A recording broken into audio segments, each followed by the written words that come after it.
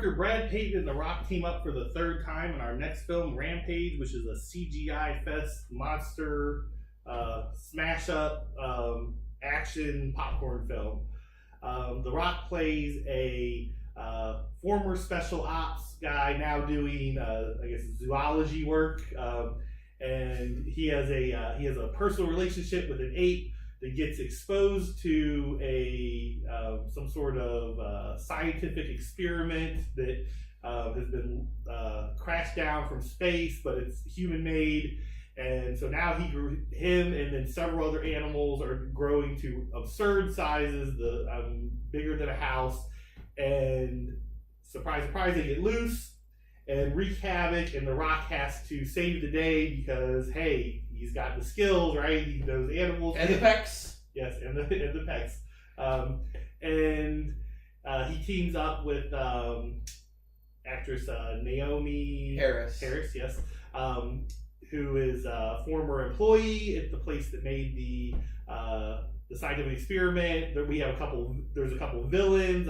Melaine Ackerman, his sister and her brother, who run the company, and are looking to profit from what's happening. We have Jeffrey D. Morgan playing Agent Negan, for those who are Walking Dead fans, because it's the exact same notes, just not as much of a bad guy. So anyways, this film, if you've seen the trailer, you know 100% what you're getting. You know the storyline, you know the notes, you know The Rock and the ape are going to still have that connection and work together. That's in the trailers.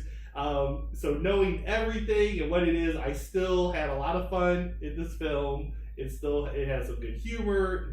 It looks good for what it is as an action movie. And so if you turn off your brain and just want to watch giant wolves and things smashing things up, see some villains get what's coming to them, it's a good movie. It's 3 stars out of 4 for me. I'm gonna make up a little mental note here to say this. Save a spot on my bottom 10 list for this movie because this movie sucks. I hated it. It was so boring. The Rock he's not much of an actor per se. He's more of like a movie star in the vein of like Arnold Schwarzenegger or I don't know, any other generic action star. And that's fine. He has plenty of charisma. He has the concept of comic timing, and he can, handle his own, he can hold his own in an action scene. So that's fine. But here, Davis, he's just so boring. And I didn't have any interest in him. And then the only good spots in this movie was the relationship with George, the ape, because that was pretty funny. And Naomi Harris, he's one of those actresses like Gong Li or Kate Blanchett or Vera Farmiga who could just appear in a movie and add like a dose of class without even trying. She has an it factor, so that's fine. It's always nice to see her, right. Even in a silly movie like this or Ninja Assassin, which is a lot more fun than this, but that's just me. And it was just wall to wall noise. It didn't make any sense. And sure, it was fun to see Malin Ackerman chew the scenery as a Gordon Gekko in heels, and I liked her final scene, which is hilarious in a very kind of dark and twisted sort of way. So it's got that going for it. But it bored me. It really did. I didn't, the difference between a bad action movie and a good one, it was whether, the action scenes are staged well and they're not here. And whether or not you have an actual vested interest in the characters, and I didn't. So it gets a 1.5 for me. Wow. Okay. Well, I already said I disagree. I think I can't say anything against what you're saying as far as like it being some great quality film or surprising in any way. Other than I think it's not boring. It's fun. What's happening on the screen is entertaining. Yeah. And it looks good.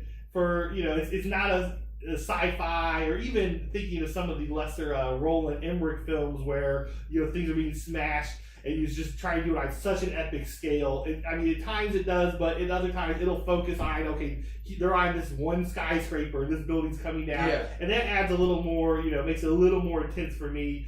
That I just didn't feel any of that adrenaline. I just didn't. Okay. One thing I do have to mention is this movie is quite violent. You know, you got monsters like tearing into each other. You know, dismembered body parts flying everywhere. I'm like, why was this movie rated PG-13? I honestly, I really thought this movie should have gotten an R rating. I really do. But it's only the MPA's, absolute corruption that it squeaked by with the PG-13 for reasons I don't understand. But that's just me. Either way, it's still not worth seeing. That's just my opinion. All right. All right.